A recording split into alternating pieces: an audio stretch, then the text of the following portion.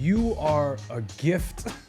Yo. Your presence there is a gift to the people who are around there. And it doesn't mean that you have to look down on them or be arrogant, but be comfortable in the person that you are. The following is an Oh Hey podcast production. This episode may contain coarse language and content sensitive to some viewers. Viewer discretion is advised.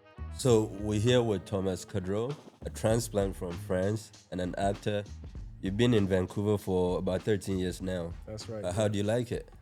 I love it here. It's my second home. It's my primary home. I was saying that out of the 38 years that I've been blessed to be alive, I've spent most of my time here, and I bounced around a lot during my childhood and growing up, thanks to my dad's job. Yeah. Oh yeah. You have citizenship? Both in I here have and French citizenship and Canadian so you citizenship. have dual passport. Dual passport, two Right on. passports. Nice. Makes it easy Nice. to travel. Yeah. Nice. When was the last time you went back to France?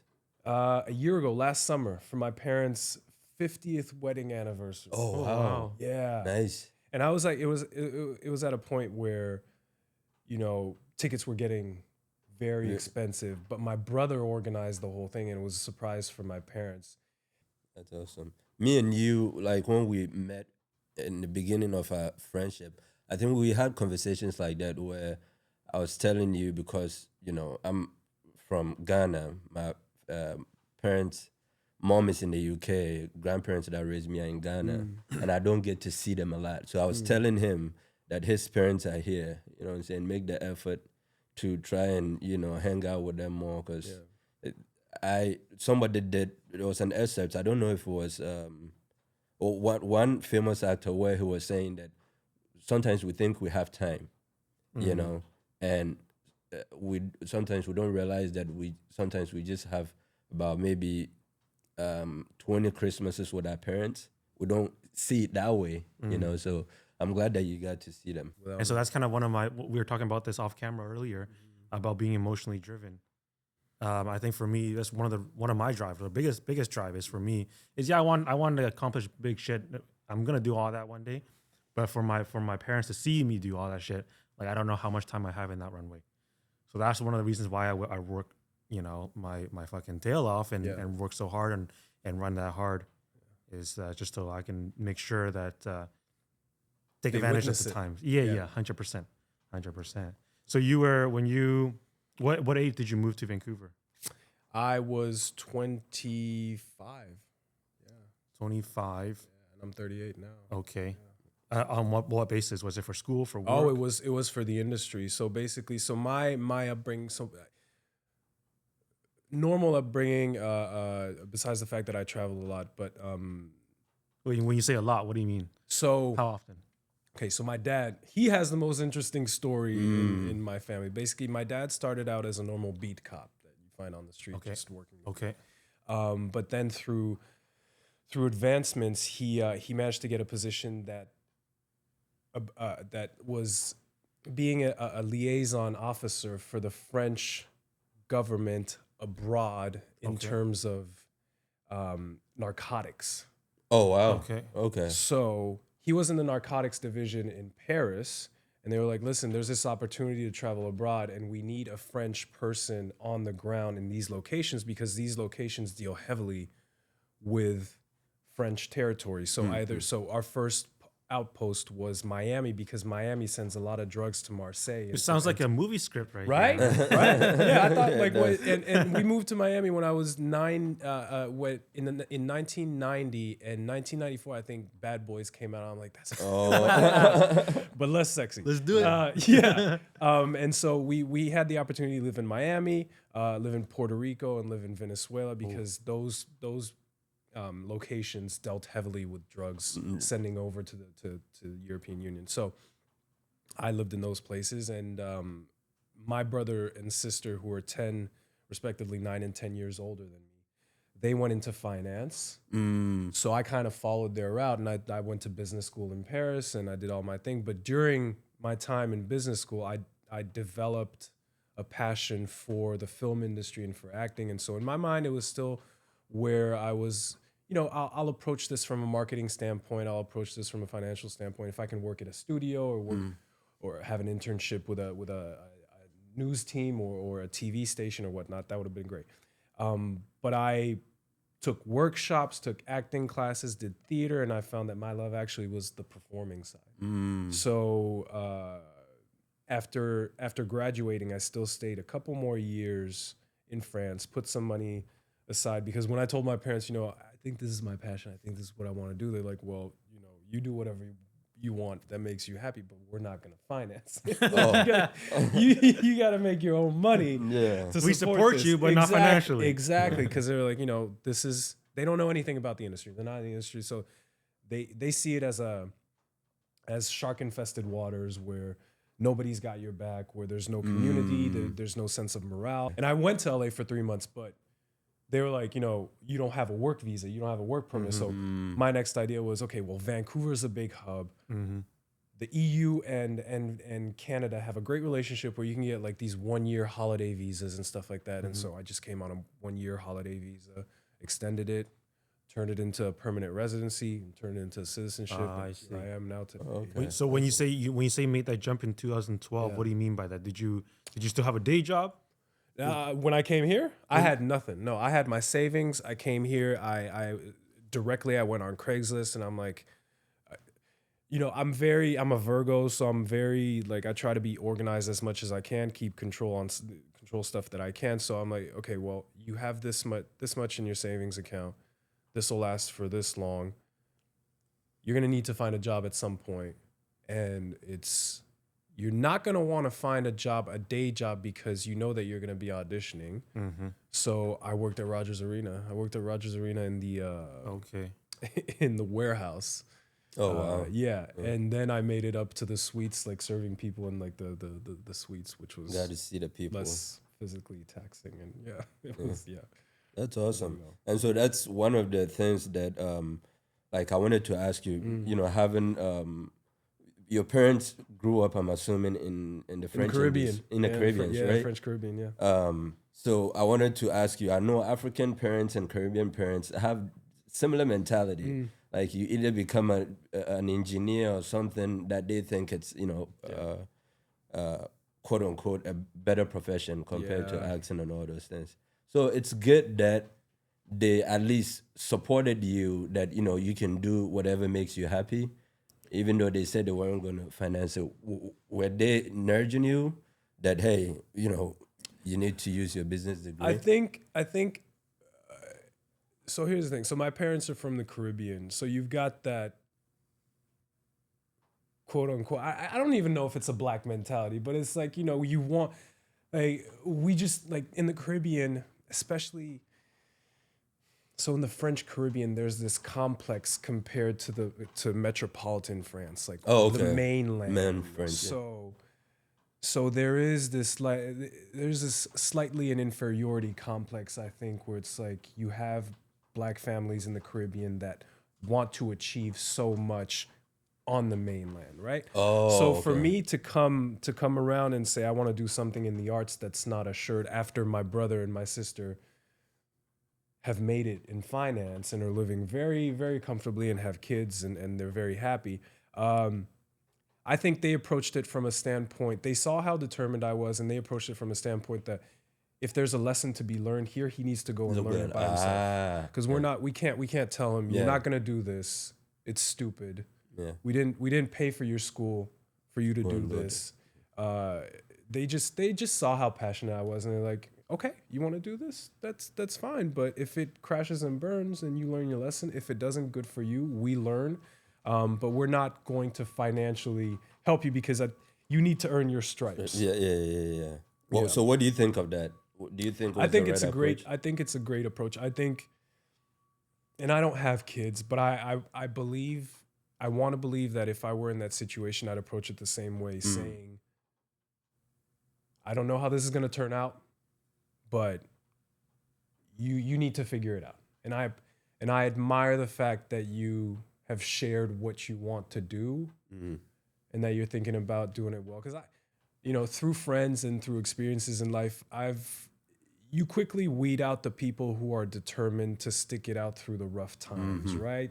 You know what the difference is between a dream and an actual aspiration. Like dreams can come and Oh, go. yeah.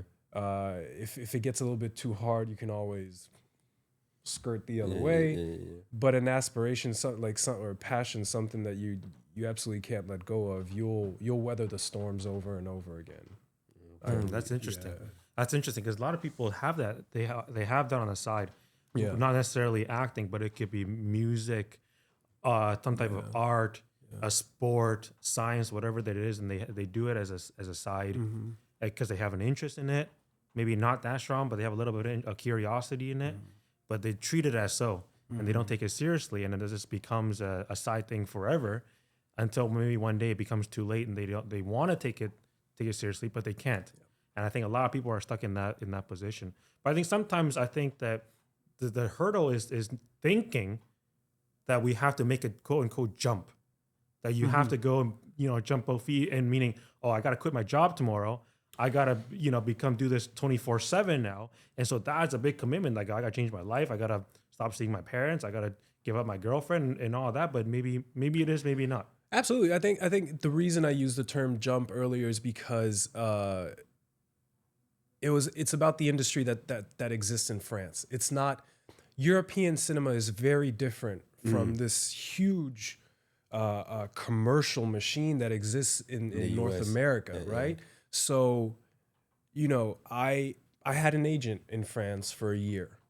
I probably went to 2 auditions. And those were the type of auditions that are very stereotypical. Like they wanted me to like, you're the guy who's gonna work behind the counter at a deli, or you're gonna be the bus driver. Stuff that wasn't really challenging. Whereas I got here and I landed an agent in my first month, and within my first 2 weeks I had booked a commercial, and within my first 3 months I was going to like 3 or 4 auditions a week. So it was a different type of pace. If I had stayed in France, I would have kept my day job and I would have found ways to work around. But I felt that if I were to come to Vancouver, I had to start from scratch anyways. And I needed that 9 to 5 period. I needed for myself to see how committed I would be, also to be like, well, I don't have a 9 to 5 to rely on. So maybe I need to be a little bit more hungry. Maybe I need to hit the pavement a little harder. I think, and it's true. I mean, hindsight's always 20/20, right? But I remember, like, I think it was The Rock that said the quote, you can't have a plan B. Like you can only have a plan A. Yeah. And you got to commit to it. And if it fails, I just want to be able to, at the end of the day, say, at least I tried. You went after, and I have what you nothing to wanted. regret. Yeah. That's awesome. Yeah. So it's important to be in the right environment then. For it may not be a matter of skill set. I mean, skill set definitely matters, but after that, it's a matter of being in the right environment, shaking the right hands, being in the right place. The whole, skill set is very important. But I speak at so my partner, she also teaches voiceover acting, and that's pretty much how we met, because we just rolled around the same circles. And so she works at VAS, the Vancouver Acting School. Oh, okay. And I go in to talk to students from time to time. Oh, nice.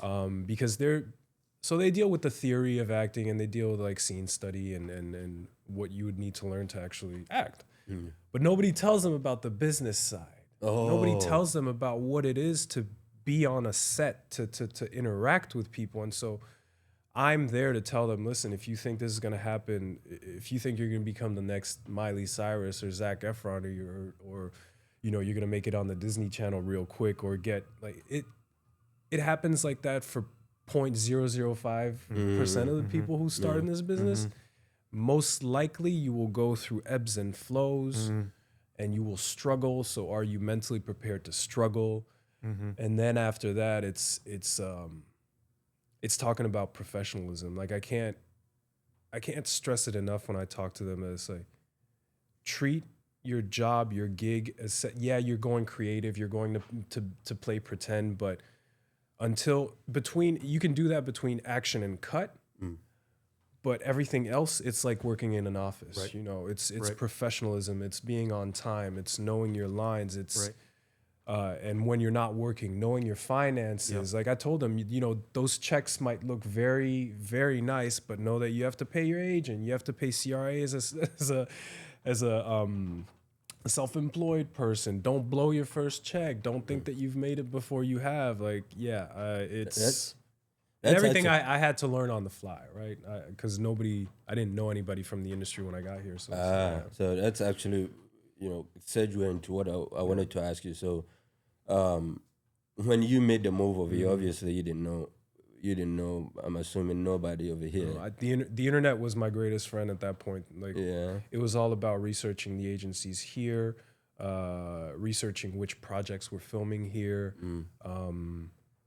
the casting process, some workshops, some schools, and then I made connections through that. Oh, okay.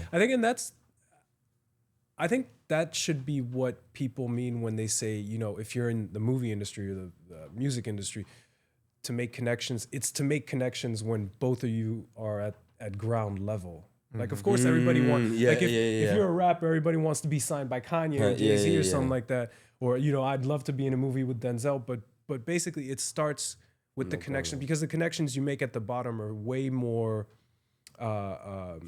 stronger, and they go in both ways, right? So you start with a short film with somebody who's more interested in directing, you're more interested in acting, and who knows, 10 years from now, that person might be on a project with a big budget. They're like, hey, I worked with my homie back then, and he's really solid. And that's how that's the type of networking that I'm okay with. I'm not, sure, you want to invite me to a party or a premiere, I'll go and I'll enjoy the free food and the booze, but I'm not going to be like, oh, there's so-and-so, I should go and talk to him and try to make connections. I admire people who can do that, because it takes a certain amount of vulnerability and comfort, but I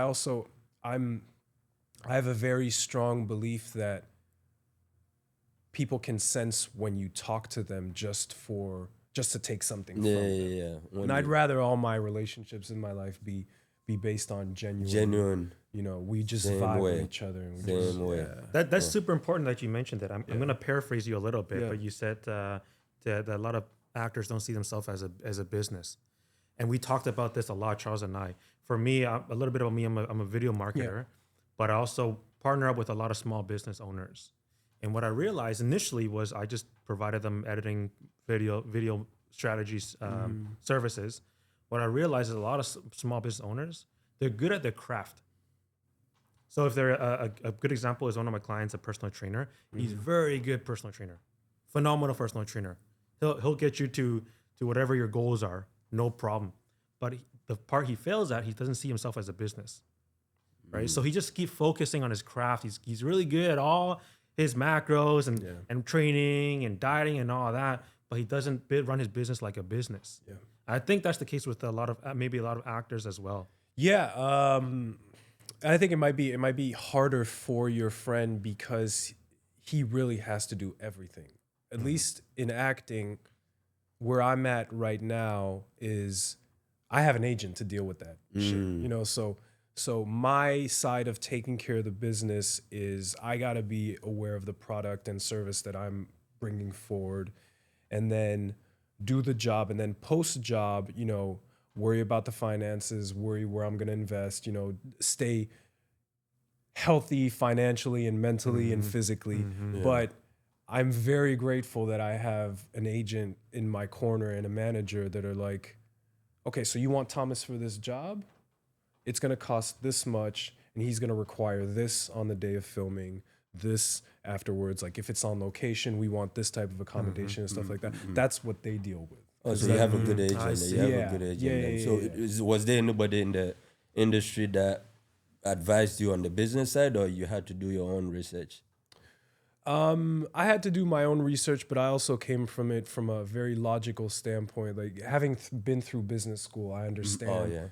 I understand marketing segments. I understand roughly, because I don't work in a studio, but I understand what studios are looking for and why they put out certain movies and what kind of actors they're looking for to fill a certain role. So I never take anything personally. I think that's what's helped me also navigate these 13 years, is that whatever decision, as much as it might hurt me that I don't get don't hired take or it passed personal. over, I know that it's a business decision. Because even when and this is where it gets complicated and convoluted, is that even when you have a director who's a creative at heart, a director says, that's my guy, I want him for the role, he needs to bring that to network, and he needs the network to be like, okay, yeah, we can see that. Did we want a big name for this because we want more funding for the project because we need it greenlit, or are we okay with just an actor who can do The what the job. character needs? You know, you had mentioned that I know from your IMDb that your first project was around 2012. You started around 2011. The whole time, you know, when I was going through your portfolio, I thought you've done some impressive stuff, and we'll get to that. The whole time I was thinking that this is what you wanted to be right from the jump, like as a kid, you know. But you had mentioned that when you went to college, I know your mom was an accountant, right? I don't know if she's retired or not. She's but retired, She's yeah. retired, so she was an accountant. Yeah. And you went into business. Right. And that is when you realized that, you found out that you wanted to be an actor. You want to know how it happened, man? I was in business school. I was at the end of my first year in business school, and we had summer internships to do. And my partner at the time, my girlfriend, was doing a summer internship in Spain. Oh, wow. And I had already finished mine. It just worked out that way. So I went to join her, and I spent the whole day watching movies because it was raining outside. I think I was a little bit sick. So I think I watched like 7 movies in a row. And it just tapped into something from my childhood where I always loved performing. But what child doesn't like performing? Like children love attention. Yeah. But I looked at these movies in a different way where I'm like, I love the story. It is a job. I think I could do it. I would love to see what's there. I would love to see what this itch is, this new itch that What I you're have that I want capable to of. scratch. Yeah. Yeah. And also, being in a business setting, it's very useful to know how to speak to a room. Like, you know, yeah, in business school, you do presentations for the classroom and stuff like that. But so being comfortable in front of people is also so I thought, you know, even if it's a dead end, there's tools there that could be useful to me. So as soon as I got back that fall, I just went into workshops and trying to find something that would fit my schedule, and night classes and stuff like that, and I fell in love with it. So, you know, one question I had, actually, I wanted to ask you this in person, not on this podcast. Being from France, and, you know, from what you had told me, you've been here for 13 years. Normally, when somebody comes from outside, say America or Canada, and they are beyond the age of, I think, 15, they don't lose their accent from wherever they are from. You know what I'm saying? So did you take any No, it was from my traveling? it was from my traveling. Okay. Because my dad's first contract was Miami, Florida, and I was 4 years old. Basically, I learned English and French at the same time. So, and they would, I remember this, but my parents would also tell me, you know, you used to come home from kindergarten and you would start a sentence in French and then finish it in English, right? And just from there, it blossomed into like 2 completely different languages in my head, and I managed to separate both. And I speak French with my family. Oh, okay. But my parents made a very big deal of, you know, yes, we're traveling for your father's work, but anything you can get from these experiences, keep him. So even when we went back home, they were like, read in English, read in English, watch movies in English, listen to songs. And then when we went to South America and I had to learn Spanish, like they were like, stick to Spanish. Like, so my Spanish That's is a little bit more rusty, but and so I think this year one of my goals is to read in Spanish and to watch a little bit and listen. Man, how does so first of all, did you ever had to struggle with confidence, and how does confidence translate into, you know, your success in the acting space? I mean, define struggle. I think everybody has issues with confidence when you jump into something that you're not used to. Yeah. But as a kid, yeah, I would consider myself a shy kid, and I was never a ringleader. Like most kids from our generation, I experienced a little bit of bullying. But you go through those stages in life, and I think confidence. Honestly, I think my confidence grew when I did my first workshops and hit the stage and did some theater and got some feedback. So that confidence was twofold, because it was like confidence as, yes, you have an instrument here that if you keep working on it, there's talent there, you can do something. Like there's a raw talent there that needs to be used, but also confidence in the human being like, hey man, I ventured down this road, and I'm happy to say that I was brave to do it, and it makes me feel stronger as a human being, because a lot of people these days, you know, there's a lot of what ifs, and the what ifs scare them. Yeah. And I didn't want to be in that In that position. scenario. So that's why I was asking you that there's that confidence that you talked about, being a shy kid and all that. So the reason why I asked you that is part of the reason why we have you here is because there are a lot of kids that are dreaming to be actresses or actors, and some have, you know, self-esteem issues and all that. So I wanted to ask you that to see how you broke out of that. So that part of that confidence, being a shy kid, probably because you are traveling around, you don't have a lot of friends, and that can affect you. And the friends, you know. you leave them after 4 years. You try to stay in touch, but this was back in the days like MSN and Yahoo. Yeah. It You wasn't just fall internet. out It was of not touch. that. But self assurance is great in this job because that's how you sell yourself also. Like before the pandemic, auditions were very different. Before the pandemic, you would go into a room, which pretty much looked like this room right here, and you would have people sitting across from you and one person reading with you, and you do the scene. Now, if you're not used to those eyeballs on you that are like looking for all the details, it weighs heavy on you. And during the first couple years, you know, there's some auditions where I left those auditions. I'm like, oh my God, I feel so stressed out. I feel so nervous. I fucked that up.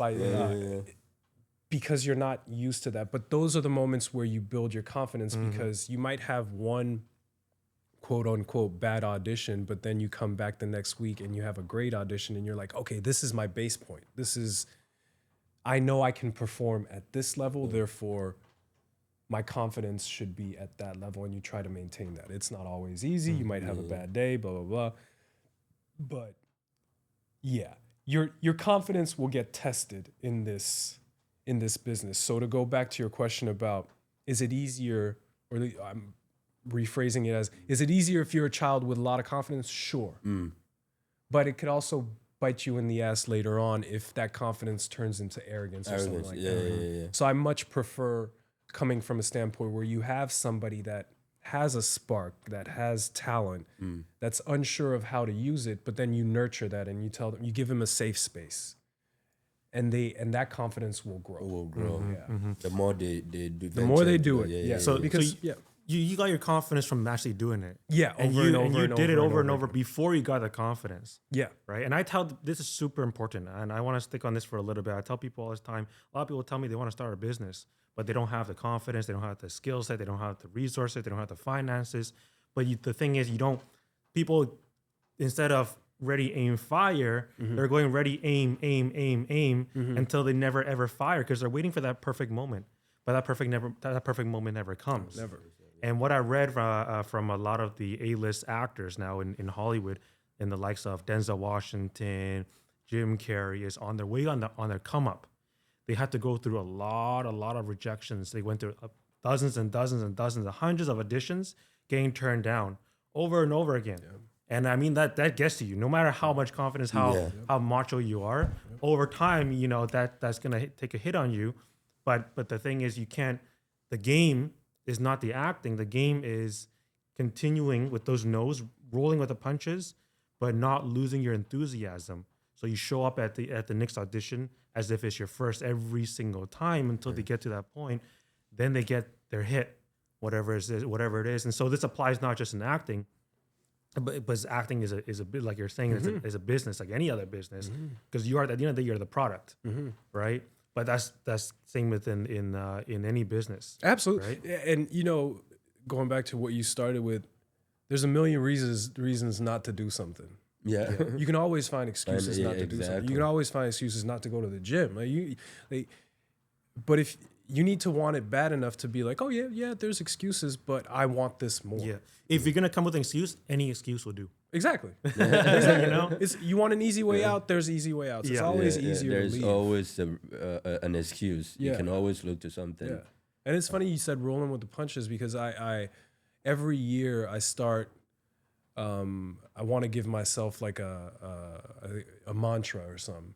And rolling with the punches is the mantra for this year, because the industry has been in flux so much, and calling it contraction. And we went through a strike and COVID, contract renegotiations for the unions and stuff like that.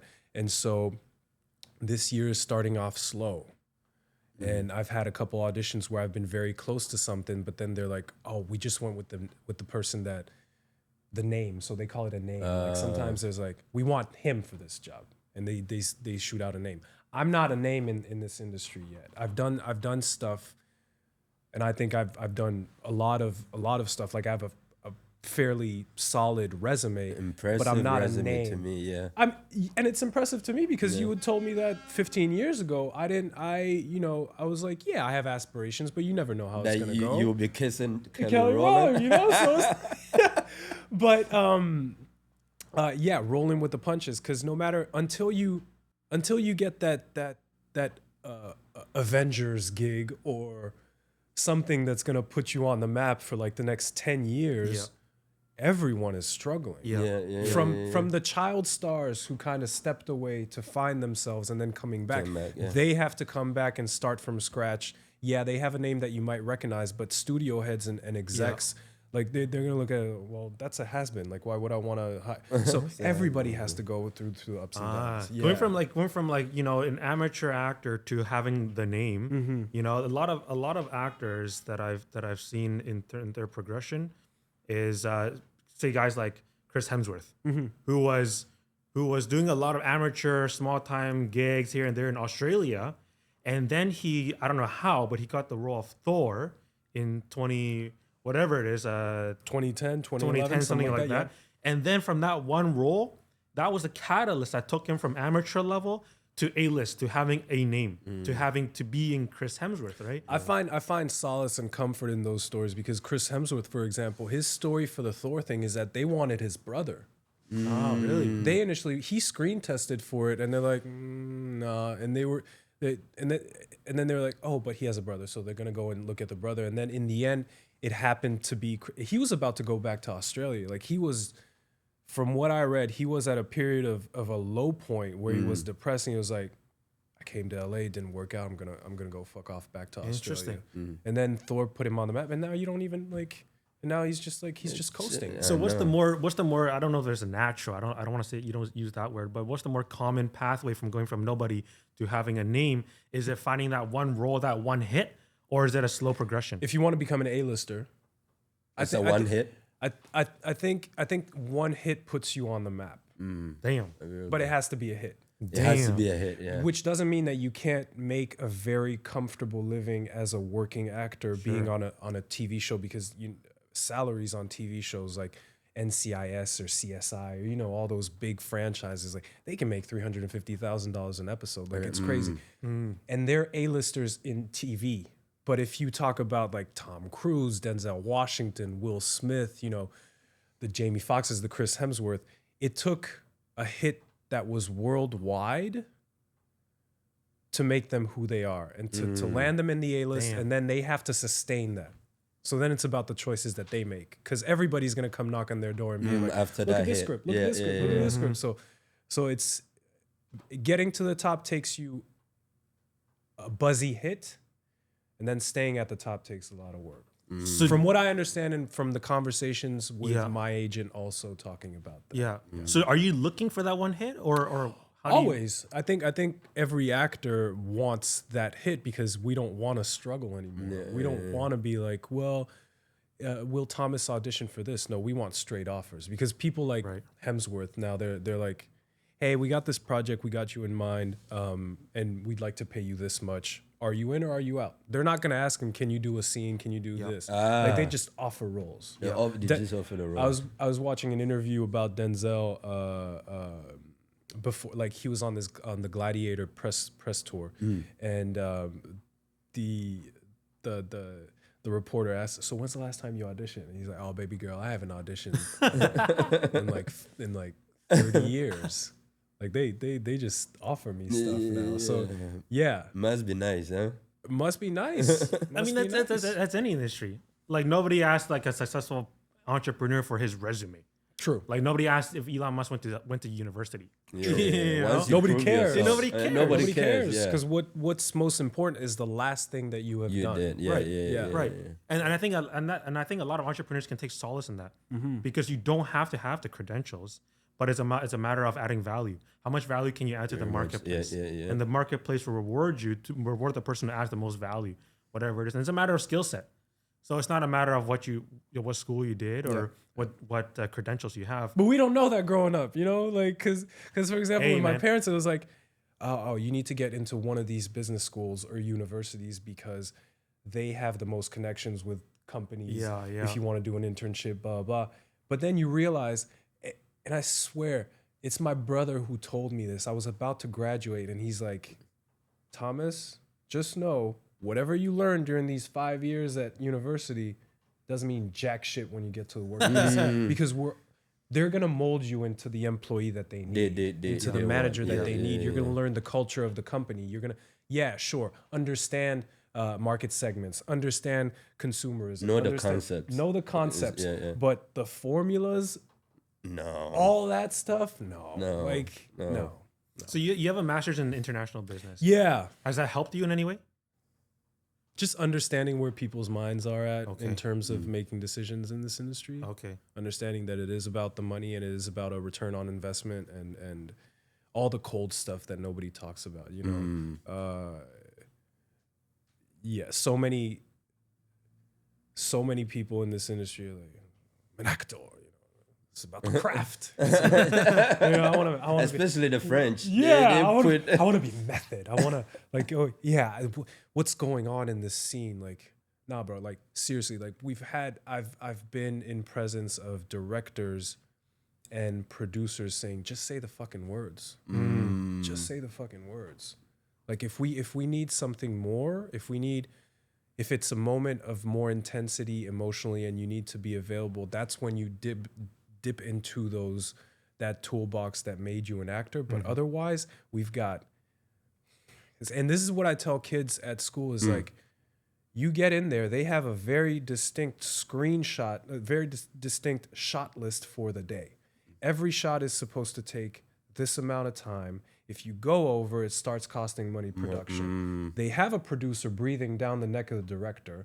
So you can't be, so the director's sitting here, he's watching the monitor of what you're doing, but he has somebody from network that's right next to him. He has the writers next to him. Everybody's talking to him.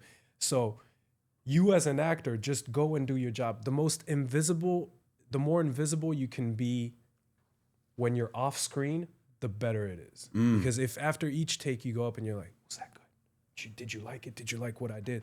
Like he's already moving on to he or she is already moving on to something else because like, we don't have time. Yeah. And if we run over, that's an additional like $20,000 or something like that. It's a machine. That's interesting. machine. Yeah, that's It's- interesting. yeah. So, if it wasn't for the visa issue, you would have preferred Hollywood or LA? Yeah, because most of the decisions are made there. Made in LA.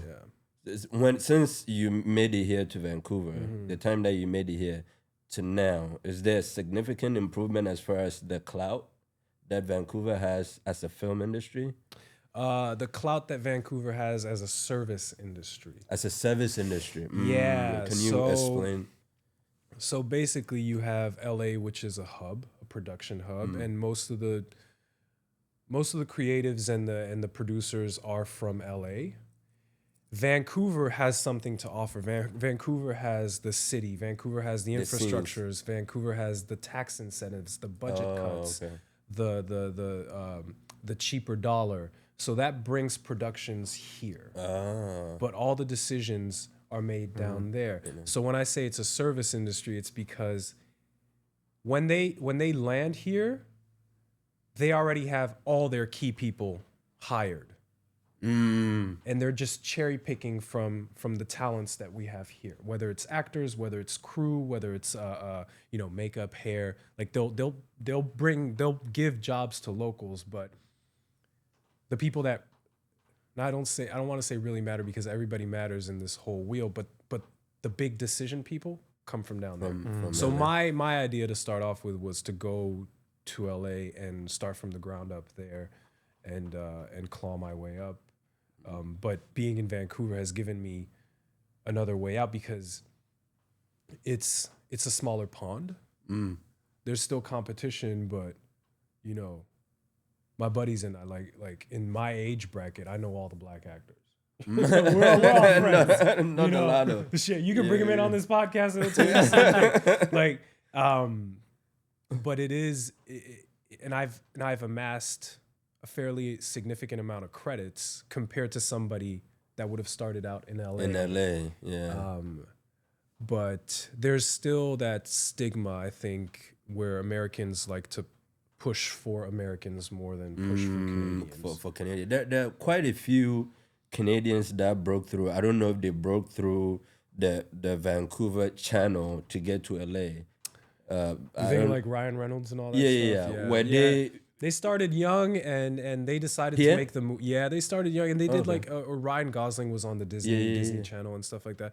So they made it starting here, but they very quickly understood that if they wanted to break through that glass ceiling and make it to the A-lister, be like a huge name, they had to go through LA. Through LA. That's your goal as well, one day. Yeah, I mean, I'm 38 now, so it's like I have in mind that, within the next 4 or 5 years, if I can manage to get a green card, and spend half my time down there, half my time here, that would give my career a boost. A boost. So yeah, would I have wanted to do that earlier? For sure, but you need the resume for that. Yeah. They need to understand why. Well, why would we want to give you a green card? What makes you special? And So you might be on the right sequence. You might be executing the right sequence of events right now, where you had the chance to be in Vancouver to build a credibility, build your portfolio. But once you built the portfolio, then you can make that jump to Hollywood. That's the plan. That's That's the when plan. that Because we work on Hollywood productions. That's the thing. Yeah. Because it's service industry, we work on Hollywood productions. It's just a matter of perspective as to how they see Canadian performers. Yeah, Canadian and talent. you have some things on American channels. Yeah, yeah. One of them is on CBS. Everything I've done has been for American TV. Maybe one show that I did last year was a Canadian production, but then again, an American network bought that show and is also airing it on a. What are some US recent channel. projects that you've been working on? So I've worked. So let's go back. So I did. So Lifetime and Hallmark, the Lifetime channel and the Hallmark channel. I don't know if you guys watch. Like, And I used to watch it when I got to the US first. Yeah. It's like the feel good movies. So I did a Lifetime thriller last spring. Before that, last summer I worked on a show called Alert, which is on Fox, and Fox is a big network, and that's going to air this year. And hopefully they'll have me back for another season. Wild Cards is a show that's shot here that is produced by a Canadian company but bought by an American network also, and it showcases Vancouver very nicely, and I did that. I did a bubbly commercial with Michael Bublé that aired Oh, during the right Super on. Bowl, which Oh, was you fun. did? Yeah. Oh, awesome. So I'm waiting to see the check for that. I know that commercials work based on residuals and royalties and stuff. Right like on. that, so I'm waiting to see that. That's awesome. But yeah, I worked on Family Law. Did like 7 episodes of that in 2023. Nancy Drew was a good show, good mystery show. Did a few episodes on that. I think the biggest name thing that I've done to date is I flew out to Montreal to work on Scream for it was Scream 6 or Scream 6, 5? yeah. Scream 6 or Scream 5, and got to do a scene with Courtney Cox, and they flew me out to Montreal, and it was the Awesome. whole shebang, and that was really nice. So that I think is the most recognizable movie on my resume. And then if you watch TV, you'd recognize like Arrow and Fringe and stuff. Yeah, like and that. I've seen that you have Supernatural on Yeah, you was in it? Supernatural was my second gig. Yeah? So Second you gig. got to meet Dean and Sam? I got to meet Dean and Sam, and That's and crazy. they were lovely. Like, Yeah? I think, and that's also something that puts you in a confident space is when the quote unquote number one of the show welcomes you in. Because every time you step on a new job, it's like you're a new kid in school. You know, you don't know the hierarchy, you don't know, and You you're don't know if like, they're going to mess with you. yeah, it's like, should I make myself small? Am I okay to be just comfortable? And so to have people like Jared and what's his name? The other guy. I forgot his actual name. Yeah. Jared and Jensen welcome me and be like, yeah. even just like, hey, bro, thanks for coming. Thanks for joining us. Like, motherfucker, Oh, like, well, I want to be here. Thank you for having me. Like, That's awesome. Thank you for awesome. thank you Yeah. for jumping in with us and doing these scenes. And it's like, okay, That's I'm where I'm awesome. supposed to be at. Nice Yeah. guys. Yeah. So you said, working on a big set like the Supernatural, where you have these big names on the set. You get over there as a newcomer. You're trying to figure out. It's like being a new kid on the block or at a school. Yeah. Whether to make yourself small or try to find the cool people and all that. What is your advice? My advice is to not be afraid to ask questions. But to also be cognizant of the fact that set is very busy and very people always go. So don't take it personally if you can't find someone to answer your questions. Don't be shy. Like if you are a shy person, that's the moment where it's like, don't be shy. But also know the fact that there's always going to be an assistant, what they call an assistant director, that's going to take you to your trailer, tell you, okay, you have to be in the hair and makeup chair in 5 minutes, and then we'll let you relax, and we'll call you. Like, they're still doing one scene on set, so we'll call you in a couple hours, and we'll take you to set. Like, they pretty much treat us like we're babies. So it's to make everything as comfortable and mindless for you as possible, so that you can only focus on, I'm here to do my job. Your part. Yeah. So I would say not even to, like, for somebody who's about to set foot on set for the first time, not even to worry about where they have to go. They're going to be taken by the hand. Oh, okay. That's good. So it's kind of similar in, I guess, acting is professional as well, but I'm talking about professional as far as corporate.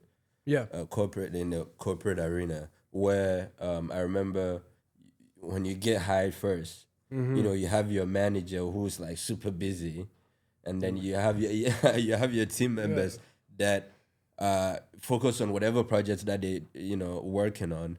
And I remember from my experience, so to your point, you kind of have to find a balance.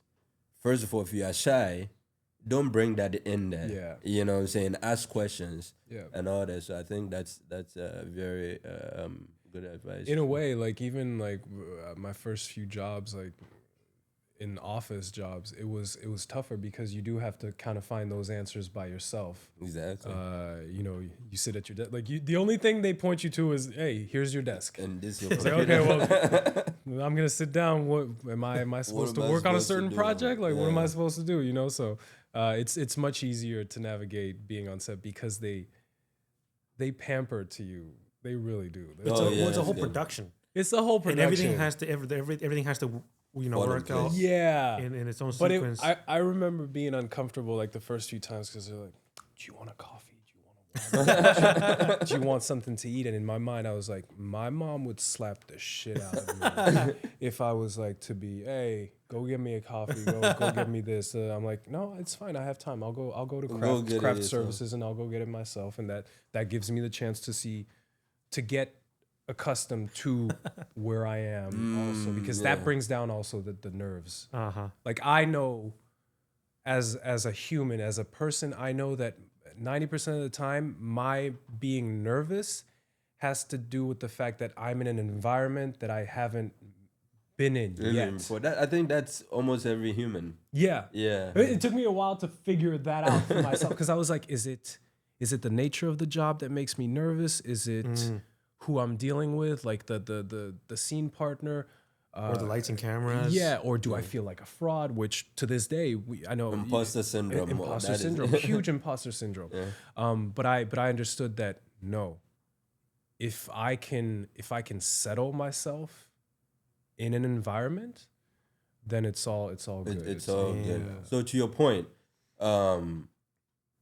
it comes back to experience, right? Yeah. So even when you go into a new space, because you don't have any experience in that new space, that is where the nervousness come from. Absolutely. So once you get that experience, you walk in. It's like going to a new school. Your first day, you're like nervous. After a month or something like that, you know where the bathroom is. You know where to sit and all those. All the stuff that's all the little details that are not that important, but still make everything easier. And you know what? I like off camera, we were talking about working with Kelly Rowland. Kelly Rowland told me, like, we did our third movie together. That was like 2021. Oh wow, way back then. Yeah. They always come out like a year after. But our third Christmas movie together, we were in the car driving up to set, and she shared something. She was like, I noticed that you guys, speaking about Canadians, you kind of hesitant. You kind of, you walk in a room and you kind of hesitant. And she's like, nah, motherfucker, you walk in every single room, you are a gift. Your presence there is a gift to the people who are around there. And it doesn't mean that you have to look down on them or be arrogant, but be comfortable in the person that you are. When you step into a room, you're adding that value already by being yourself. If you do it right, If you do it right. And she learned that from her days with Destiny's Child, of course, but also being close to Jay-Z, also being close to Beyonce. And she's like, all these my big bros, they taught me this. And you have to step into your own power because nobody's going to give you that Live in power. yourself. Yeah. So two things. Kelly Rowland used to be my childhood crush. Man, I just, Can you hook him up? She used to be my childhood crush. she used to be mine too. Yeah, I when- mean, it's like, listen, I'm maybe, because she's 4 years older than me. Oh, okay.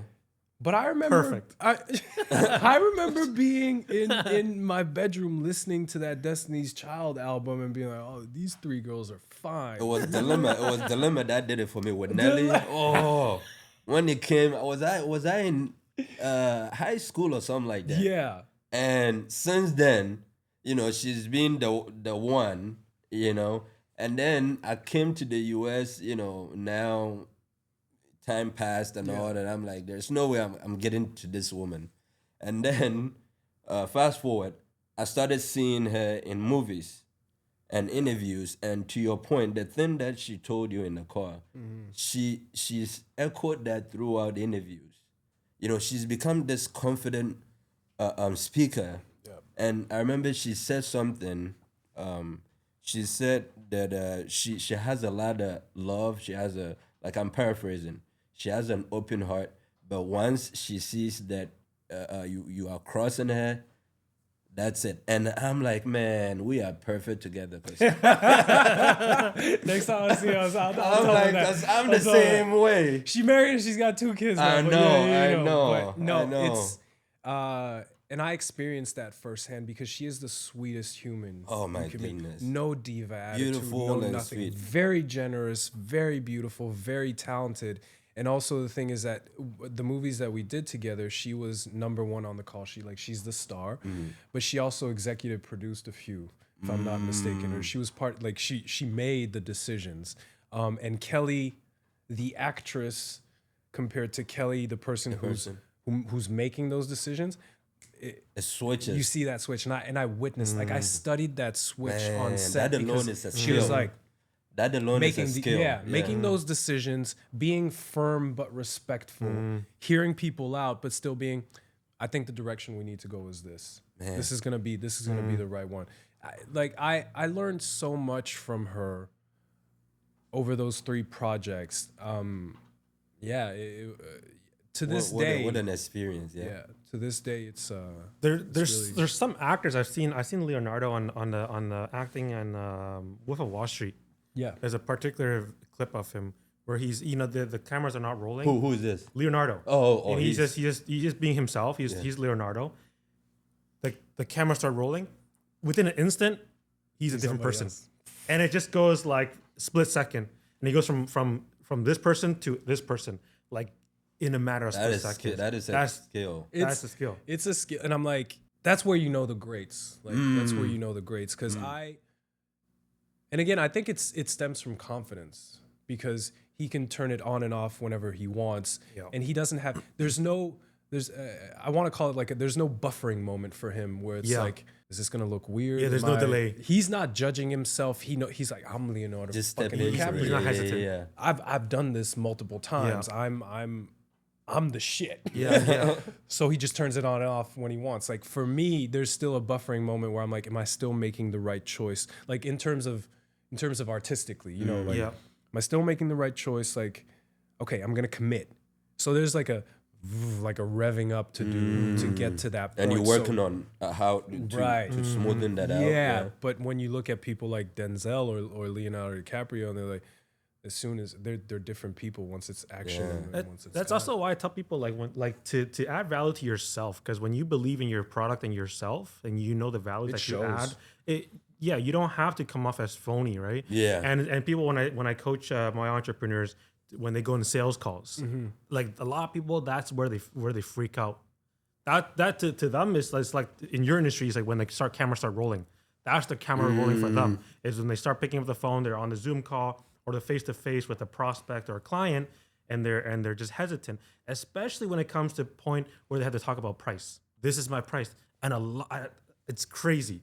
Like a lot of people, sales guys that I work with, they freak out at this when they get to that point. Freezing at that Yeah. point. Yeah. Even they get they get their pitch, they overcome objections and all that, and then at the very end, how what's the cost? And it's Start choking. they can't say it. Where does that come from though? Because you have something that's worth the price you put on it. So is it because we're uncomfortable asking for what we're due? Is it because do we feel like we're tricking people? What do your entrepreneurs think? Like, why is the pricing such an issue at the end of the conversation? Yeah, well, I think that's why I think it's so important to add value to yourself and your product.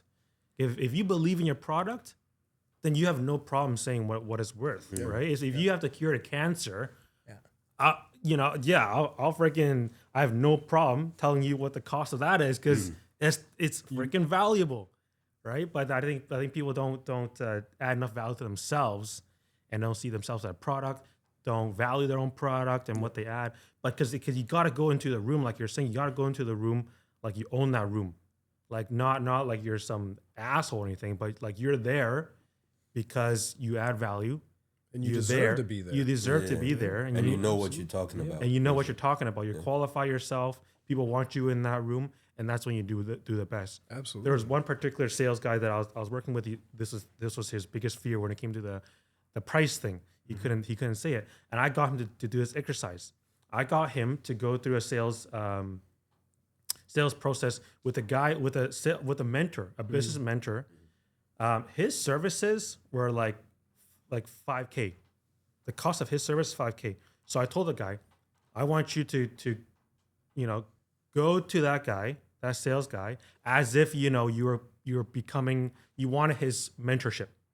So so he would get on a sales call with that guy, the over Zoom call, and then they get to the price. And then when I get to the price point, that entrepreneur would tell them the price. So my price, Thomas, for 1 week of one-on-one training for 7 days is $10K. And he'll look at that and he'll be like, when he said $10K, he didn't hesitate. Right. He'll be, it's $10K. Do you want it or not? He would look you in the eyes.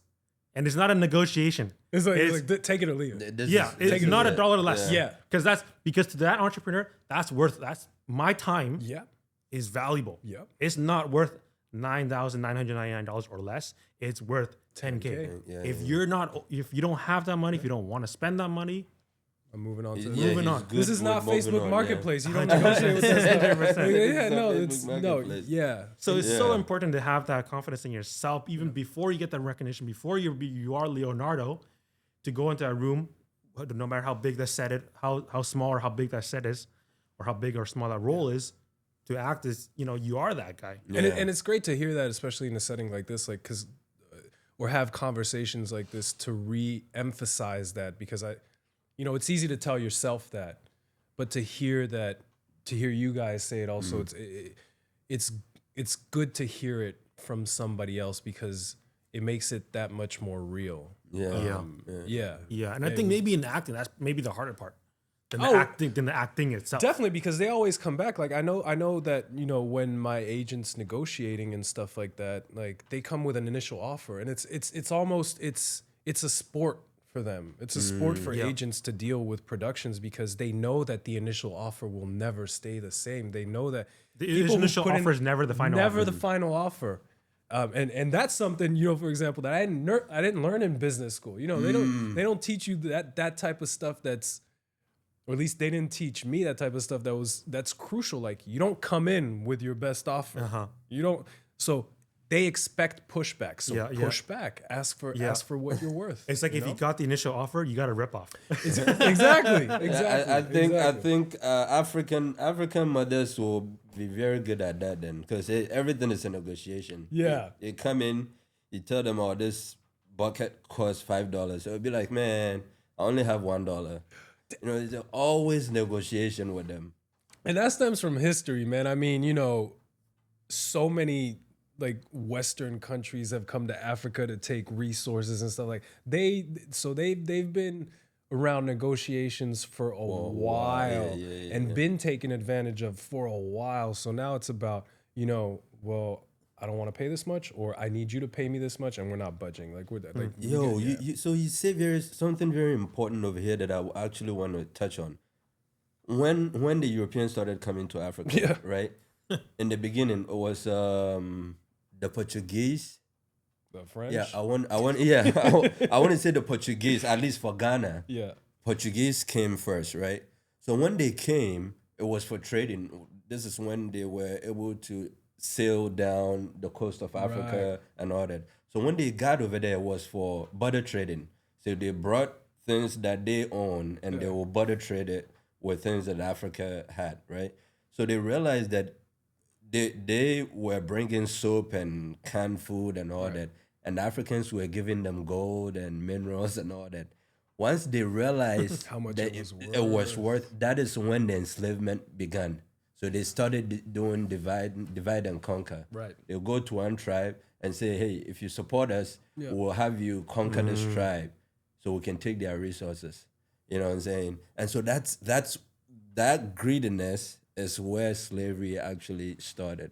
Yeah. I mean, it's funny what greed will do to a people, to a person. Forming relationships and all that. To sell out your own community. I know. Or to sell out, to your point, to sell out your own self. Yeah. So to bring it back to your industry, for example, you go and say, there's a movie and they tell you that, hey,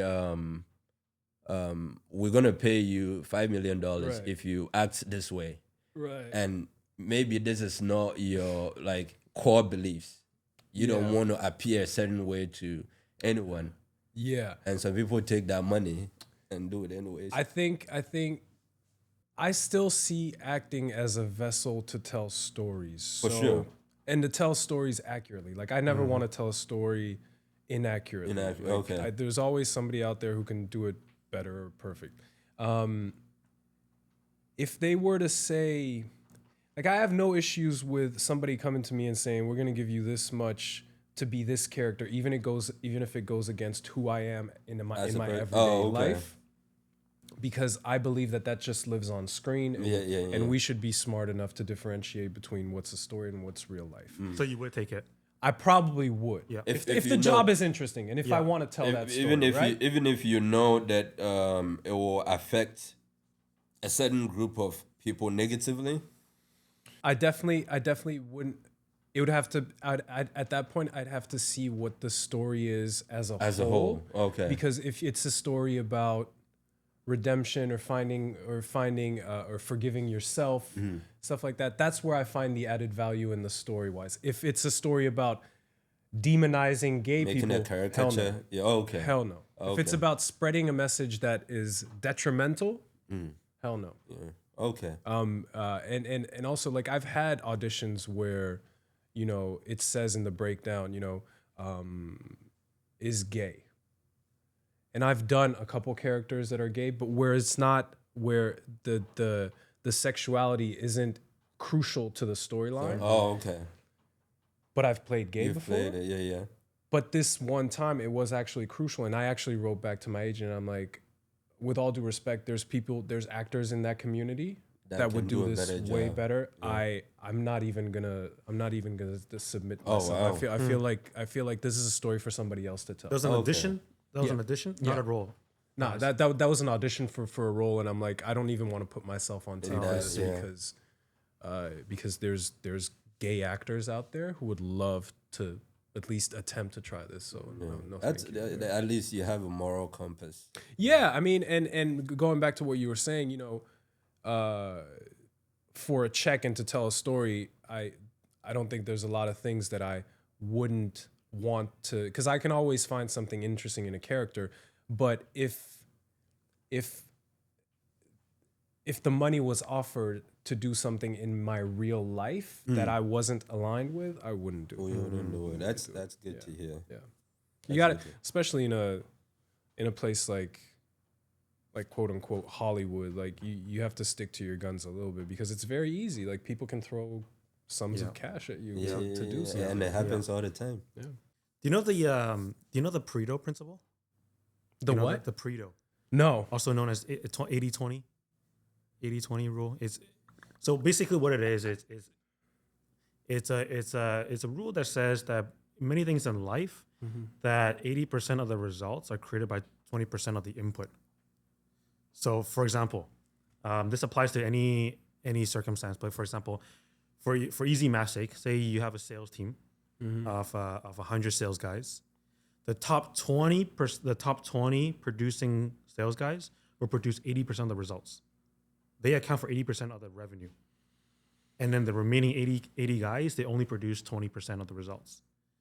Likewise, in your daily task, if you every day you have a bunch of tasks and activities you got to do, 20% of those tasks will produce 80% of the outcome, the productivity. Yeah. Everything else, you're scrolling on your phone, you're just, I don't know, doing things here and there, walking back and forth, you're wasting your time. Yeah. Only 20%. So that's also applies to, like, in most industries, and it comes to salary, especially in sales, because sales is commission based, which is why if you take the whole of sales guys, top 20% of guys they dominate 80%. Same thing with in, like, say, basketball team, NBA team. Yeah, for the salary cap and for the salary cap. Yeah, you take the top in a team of however many guys, the top 20 guys, top 20% guys will earn 80% of all the income. And I think in acting, it might be even more skewed. It might be like 85, 15, 90, 10, or 90, to say 95, 10, 5, right? Yeah. And I have a couple of friends who in Vancouver, because obviously Vancouver has a big community of actors. Yeah. But I have one particular friend I'm thinking of who is trying to crack into, becoming, building his portfolio. He's been doing it for a handful of years now, but just still doing a lot of small time gigs, maybe commercials, maybe something here and there. But I think a hard part for them is the financial stability. You know what? My financial stability from this industry came in 2020. Oddly enough, like it was during COVID. Because before then, I was still working at Rogers Arena. I was still serving in the suites, and it was a fun job, and it allowed me to take my mind off things. But during the pandemic, I had a few projects lined up, mainly a couple movies with Kelly Rowland, and that just gave me the financial stability that I needed. And once we came out of the pandemic, I was like, if there's a time where I can switch to just relying on income from acting, this is it. To try it, at least. To try it. And if it doesn't work out, I can always go back and try to find a serving job or a part-time job or something like that. And I haven't looked back since. And you know what? I have to get comfortable with the idea that someday I might need to go back again to a part-time job, because And you're okay with that? And I'm okay with that because it's what the job requires. Yeah. I think it's not what the job requires, but what the journey requires. Yeah. Like if I'm like, man, no, I can't. I mean, there is no other option. Exactly. I'm not gonna go out on the street. So it's if I'm not booking enough or getting paid enough for what I'm doing, and I need to supplement my income, then I'll do whatever I Find need a to way do. somehow. Yeah, That characteristics is very very important. Not only in your space, even in the corporate, that your ability to adapt, not thinking linear. Yeah, anything can happen because it's not linear. Yeah, exactly. Definitely isn't Exactly. So that's very important. One of the impressive things that you have on your resume is FIFA. Yeah. Yeah. How did that come about? Oh man, FIFA. What did you do for FIFA? So FIFA 17, 18, and 19. They had a story mode called The Journey, where In the game. in the game, where you actually can take this player and start him off from like a bottom tier 3 team and take him all the way to like playing for the national team for like the UK. So the main character was British, and his teammates, he has 2 teammates, one French, one Spanish, that he goes through the ranks with. And what was interesting about those FIFA games, because I haven't played the latest one, so I don't know, is that they created a story mode where every answer to every question would throw him in a different direction, a different storyline. Yeah. So that was pretty new at the time. Like you have control of the direction of the story. Yeah. Exactly. On top of having gameplay. Like you would play normal games, and then once you finish the game, you go to a press conference. And the reporter asks you a question. And literally A, B, and C, like you would have A, be a dick, B, be neutral, C, be positive. And all those would lead you into different directions. Exactly. Oh, okay, yeah. And so my character would pop in from time to time in the locker room or outside, like when we're walking to the bus. And so it had scripts, like we were doing scripts. So the audition process was the same as a normal audition for TV or film, only because it's motion capture. They wanted to see the whole body and see how you move. So in the studio, it would just take a little bit wider. And then when I got the job, you show up at EA Sports in Burnaby, which I don't think they're there anymore. I think they're closer to Grandview now. But in this massive studio with nothing but walls and a mat, and they call that the volume. And then they put you in a suit with tiny little sensors and balls and a helmet with a camera that points only to you. Oh, I see. And so everything you do, and they also 3D scan your face, and they put dots on your face to see every little intricate movement you do with your facial face. movement. For facial movement. And then they recreate it. And that's crazy. Yeah. I thought it was just a voice. A voice at well, first. some people, like I've done only body for Madden, and I've done only voice on another thing. but yeah, FIFA was voice, face, and body, and so you're basically just turned into an avatar, turned into a video game. Is that how most video games are nowadays? Is they replicate it off of a real person's movements? I know they do that for like the Call of Duties, the It is. yeah. It's all motion capture. Like I don't think like all the RPGs, all the RPGs and stuff like that. They have actors come in or stunt performers. I think the type of games that don't do that are, the games that look really fun, like Mario or Zelda, where it's clearly not human. Those are classic ones. Yeah. So the gaming one thing I've realized is that the gaming industry, they've actually been at the forefront of this AI revolution. Okay. You know what I'm saying? Because back then, even way back when I was in Africa, the rich kids that had PlayStation and Xbox and all that, we go play, and you know how you play against computer? So basically, that is AI that you're playing against with. Right. They've given it commands and data and all those to react this way. Yeah. So, for example, in FIFA, the spectators will start screaming whenever the ball crosses past the center, right? To kind of mimic natural stuff and all that. And so I was thinking about it the other day.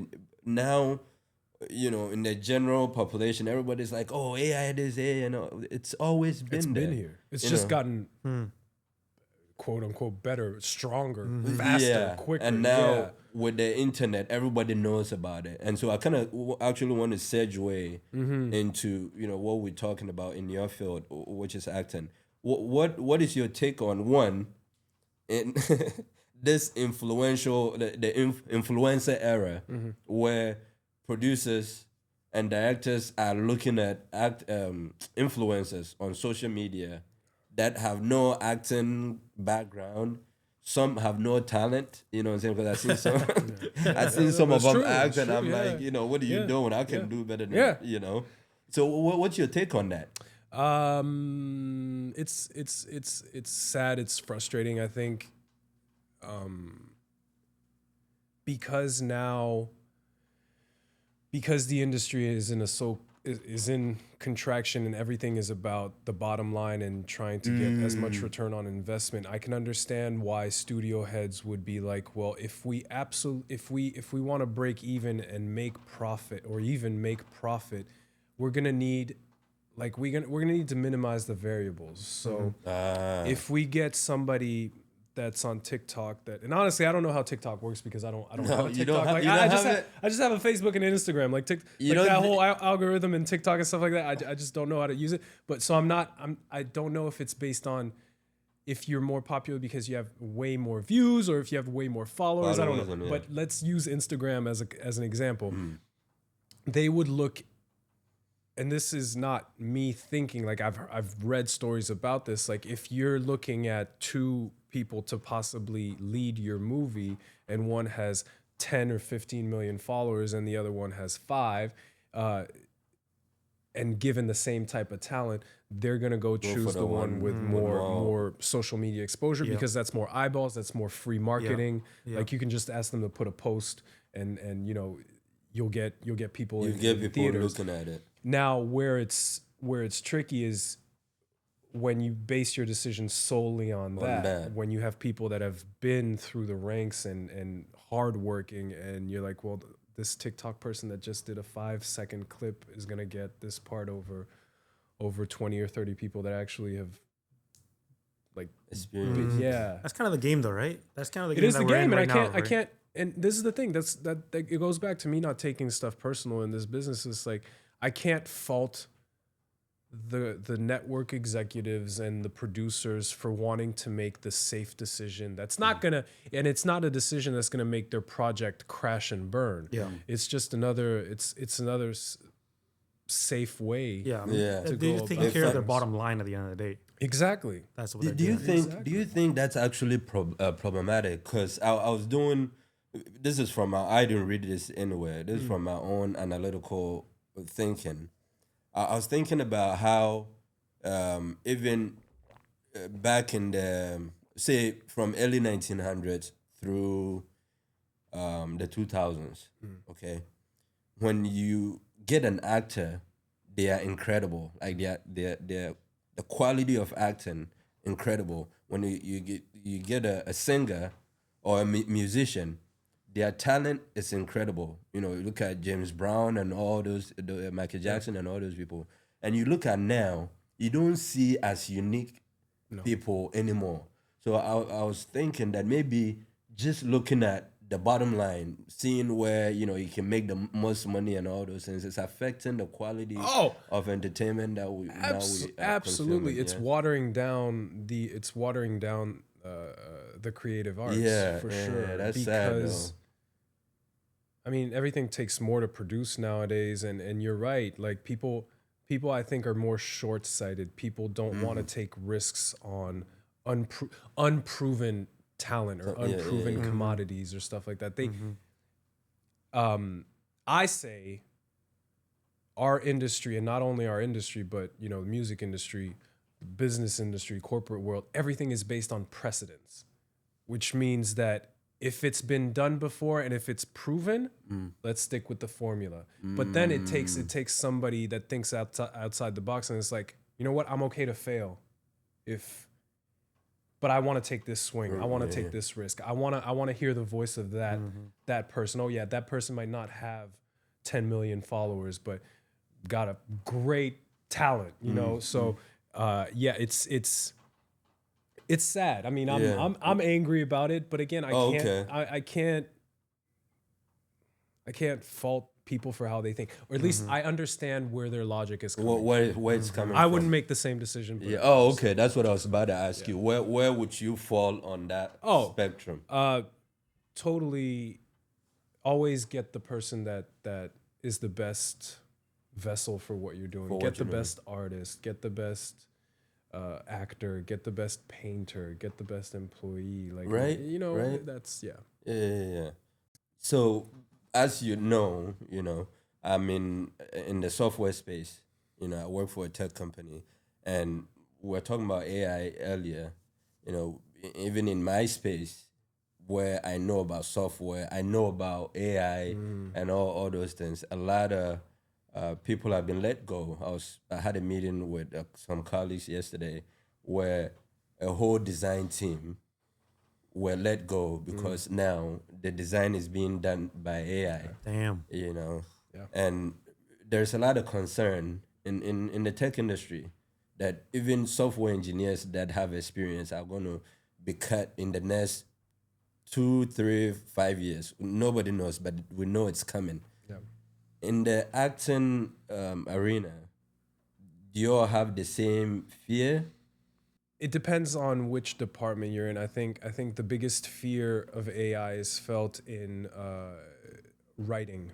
In writing? Script writing, producing scripts and stuff like that, because you can ask ChatGPT to pump out a script. And if you don't care too much about the quality, you can produce a movie based on a script written by ChatGPT. Is big screen worthy?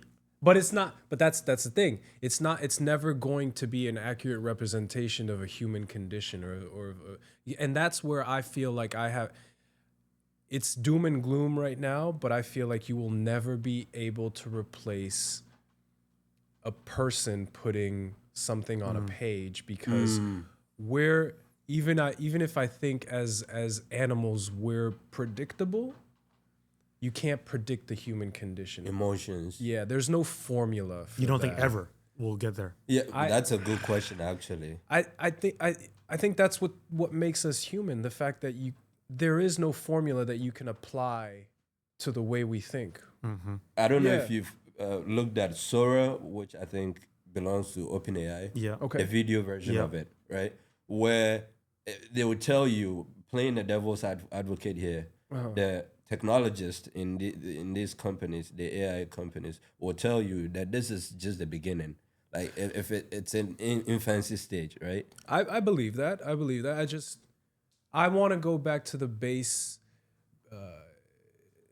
like what made me want to get into acting, or seeing Denzel Washington perform, or something like that. Like, from a performance standpoint, we will all react emotionally differently at different moments to certain parts in a movie, right? And and that's done by humans. Like something that you will react to that Denzel does as a certain moment is because it's going to bring you back to an event that you felt in your mind or in your life at some point. Same thing for me, right? Same thing for you. So I don't know if AI can write that performance or can duplicate that performance or can write a script that will bring the actor to a moment of vulnerability that will resonate with people in the room because and like you said, I don't know much about it, and I keep hearing that it's in its infant stage, so it will get more and more complex. But can it write an Oscar-worthy film? Let me ask you this: I don't know. For someone like me, I like movies. Yeah. I watch movies on a regular, but I'm a very leisure viewer. Yeah. Like I'm not a critic. I don't care. Like some people will criticize movies like to a T. They're like, that doesn't belong there. That didn't match with the original story. That doesn't match with the comic book, blah, blah, blah. I'm like, I only have one criteria when I look at a movie. Is it good? Is it entertaining? Yeah. Yes or no? Yes. Oh, it's a good movie. You know? And I watched a show recently. It was my favorite show. But to be fair, I don't watch a lot of shows. But it was my favorite show. It's called The Continental. Okay, yeah. It's spin-off of John Wick. Yeah. But it's a show. But it's basically, it's like, it's only 3 episodes long. Yeah. And each episode's like an hour and a half or something. So it's basically 3 long shows stitched into one movie. You can say 3-part movie, so to speak. But I liked it. Like from beginning to end, I thought it was phenomenal. I went online onto professional critics. They were just bashing it. They're like, whoever made this, they should stop making it. I was like, really? Is it really that bad? I'm like, but then it like the marketplace sometimes is so critical because the audience, like they're not the ones that produce the product, right? Imagine if you had to come up with a new phone that was gonna rival against an iPhone, and you had to come up with the R&D. You had to freaking think of all these technology, partner up with these factories, advertisement, marketing, all this. You spend billions of dollars, you put it online, and then some guy on YouTube is like, oh yeah, this phone sucks because it's the pixel, the hertz or whatever. But then you're the one who actually put in all the work and effort. And the money. But it's easy for a critic to look at it within a second. Everybody's a professional critic all of a sudden. Absolutely. Armchair critics. Armchair critic. How do you deal with those things? Like if we put a project out, and once I'm done filming for the day, it doesn't belong to me anyways. You know what I'm on saying? to the Like, next. It's on to the next, and it's like, and I my Christmas movie, some are like, oh, I fucking love it. We fucking love it. Others like, oh, it's corny piece of shit. Like you can't. Like, I think that's the beauty of this industry. Also, it's everything's subjective. So something that you'll like, I might not like. But I try to stay, and I don't even try. I stay away from bashing what other people have put out because it's taken so much time out of their lives, so much effort. You need to at least respect the process that people have gone through to put something in front of your eyeballs or and armchair critics, like even for sports, like it's just you don't know what it takes for these athletes to get out every night to do this. Like you keep bashing LeBron James. You saw that he confronted Stephen A. Yeah. He told don't talk about my son. Like this has nothing to do with the sports. Like you wouldn't be like he wouldn't even be able to hoop. Like it's like know your place. I think he was averaging 1 point I think in high school. In high school. That's crazy. So I'm hearing you. Are you saying as far as the critic piece of it, and we'll get back to the AI side, but I wanted to ask this real quick. Are you saying that you welcome critics, but you don't put too much stock into it? Do you pick anything from it to kind of make yourself? I believe in constructive criticism. Okay. I believe in saying if you're gonna say something's shit, you need to tell me why and have a good reason. It's not even about you being able to do better. But I have a good reason. Because if it's not your field, that's fine. Yeah, exactly. But if you were to tell me, oh, you know what, Thomas, in that scene, like that was really that was bad acting, and you're able to tell me why, at which moment, like was I forcing it, was I not present enough? Then you're cool with it. I'm cool with that. But if you're like, nah, I just thought it was shit. and you just walk away. I'm like, well, your opinion has no stock because you're not. There's no argument, right? Exactly. And I believe it should be like that in every Everything. industry. Yeah. Every industry. Yeah. 'Cause Same here.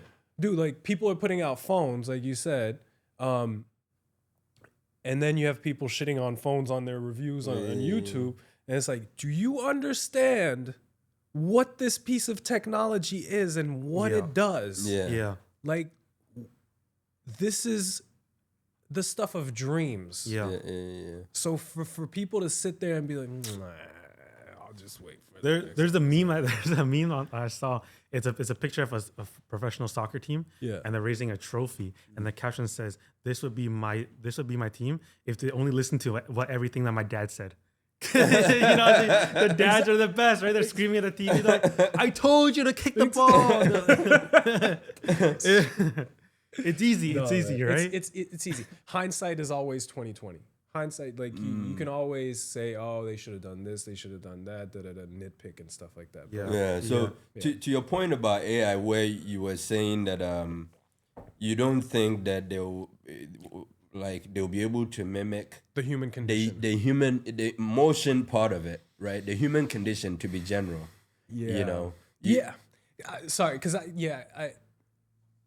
like you want to write like if I go to see an Avengers movie, I know what to expect. I know it's going to be 2 hours and a half of wildly entertaining stuff. You know? I believe AI can write that type of script to that level. At that level, because it's a superhero movie. We're not, you know, it already stems from something imaginary. Yeah. Now, for a AI tool to write a script on genocide or something that has affected human condition, and to write it in depth, not just about the facts, but about what people have been through emotionally.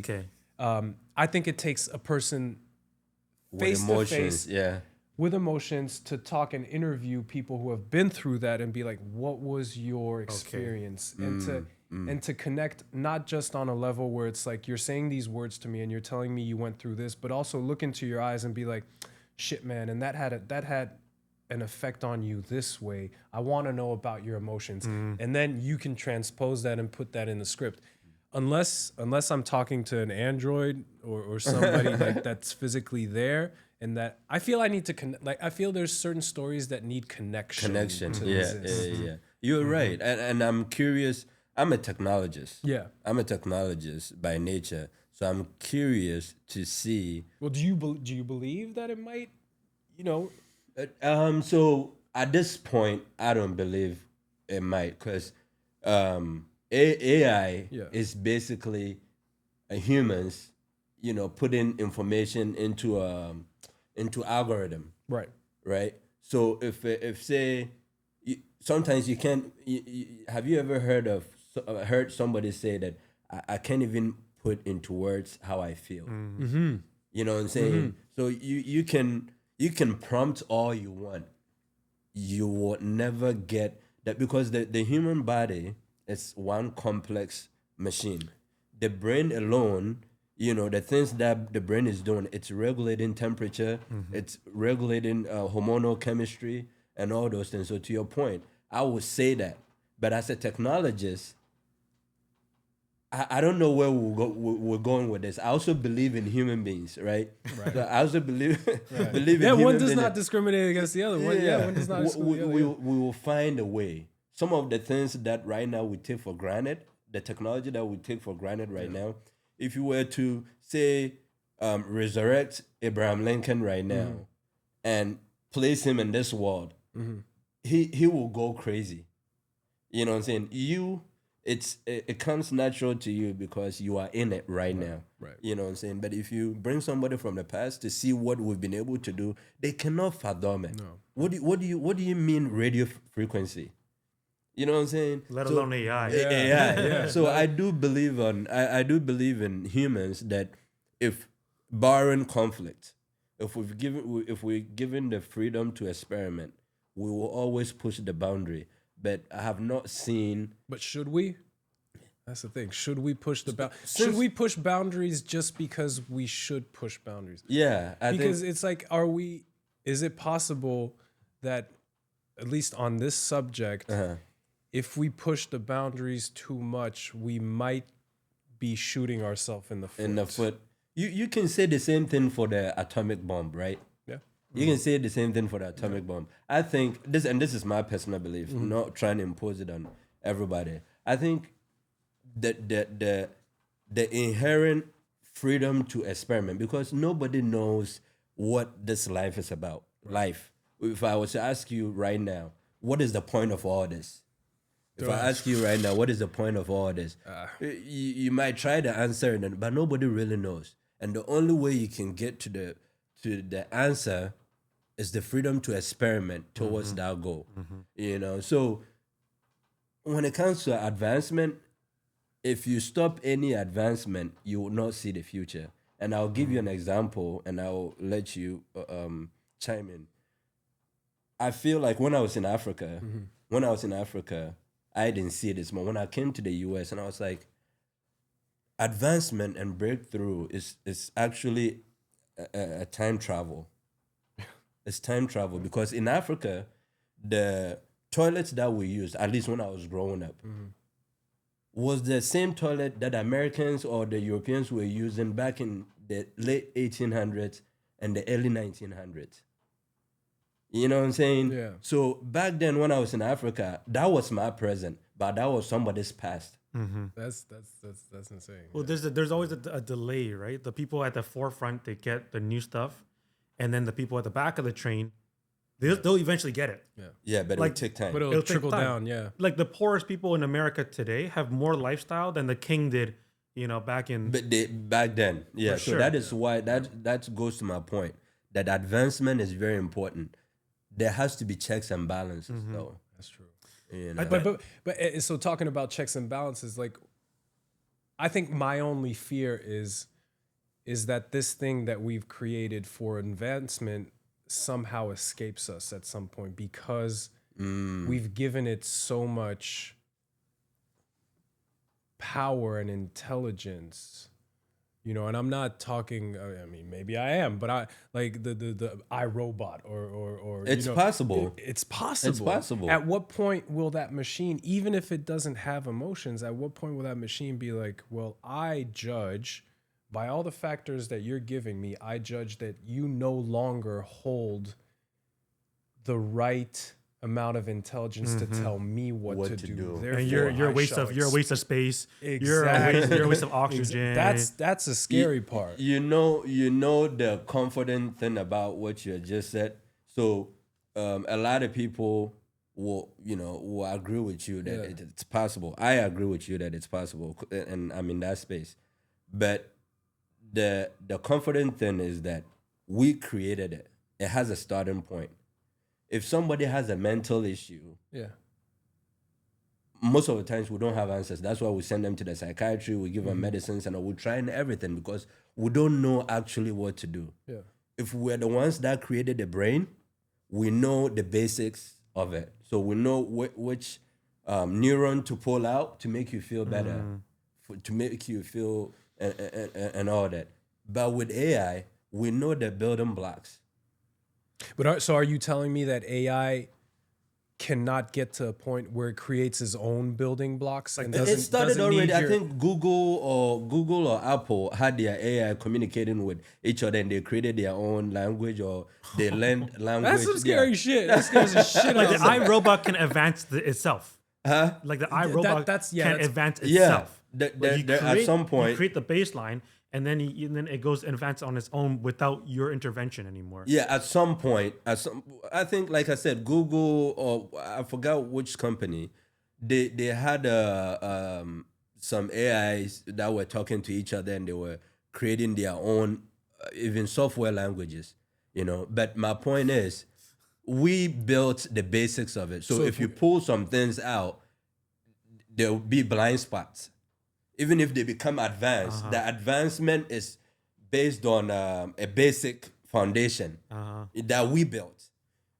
I've said this before in our podcast, that AI the way AI works is basically they're trying to mimic how the brain works.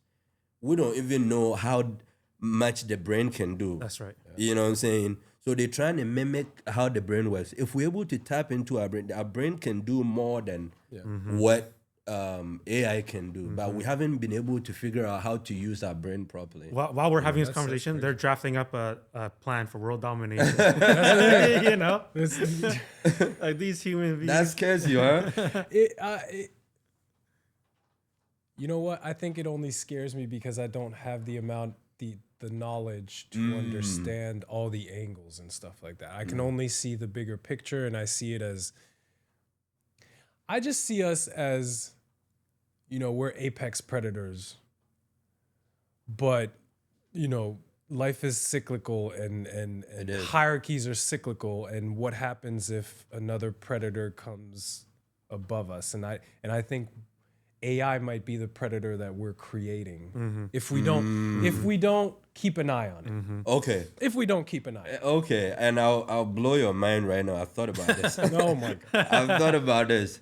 What if, what if the brain, and when I say the brain collectively, what if the brain is, because human beings, we self-preserve, right? Yeah. That is our nature. We self-preserve.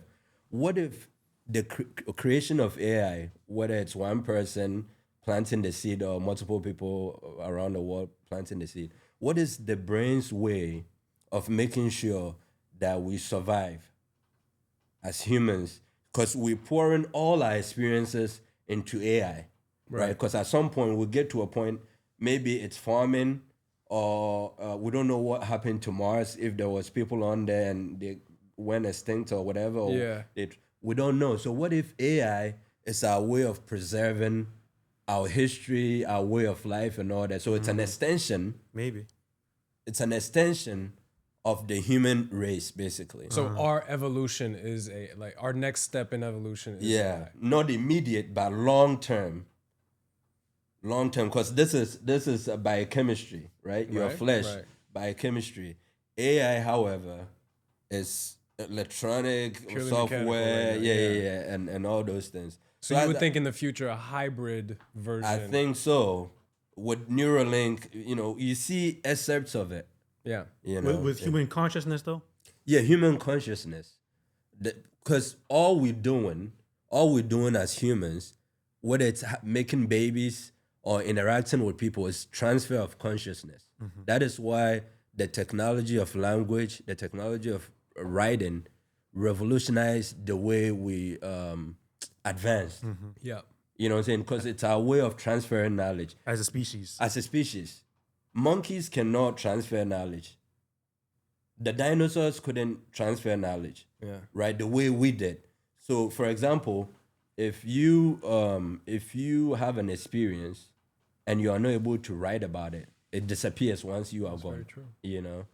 And so that's what I think about AI. And to your point, that's a more I think that's a more positive outlook on it. Well, to your point, the knowledge is in the experience, right? So try to acquaint yourself in the AI space, see what people are doing and all that, and you have that outlook as well. Yeah, because fear stems from not knowing. No, ignorance. With that, appreciate you, Thomas. Thanks this was awesome. Blessing us with your time and your experience and your knowledge. Thank you guys for having me. I mean, just like I said, knowledge, I only have knowledge as much as you only have as much knowledge as you know, so, and I know that I don't know much, but it's conversations like these that, And that's why we do it, right? And I'll be like, I'm very grateful that you did it this time. I enjoyed it greatly. And we'll do more of it. Absolutely. Have conversations and all. Because I had a whole bunch of questions and, the conversation. You wanted to ask me about Kelly Rowland. That's what you wanted to know. You wanted to know about Kelly Rowland. Where can people find you? People can find me on my Instagram. It's thomas.cadrot, so thomas.cadrot. That's pretty much it. Yeah, I don't have TikTok. IMDb. Cool, man. Thank Appreciate you. Appreciate you guys.